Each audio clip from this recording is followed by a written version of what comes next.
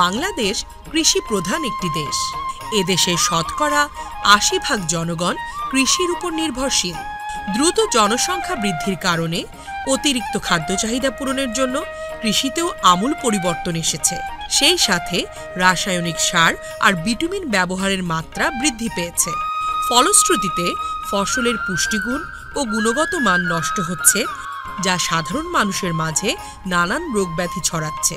এই সমস্যা নিরসনের লক্ষ্যে কৃষি বিভাগ দেশের কৃষকদের মাঝে প্রাকৃতিক উপায়ে বা অর্গানিক পদ্ধতির চাষাবাদে চাষিদের উৎসাহিত করে যাচ্ছে, যার মাধ্যমে নিরাপদ ফল ফসল উৎপাদন হবে।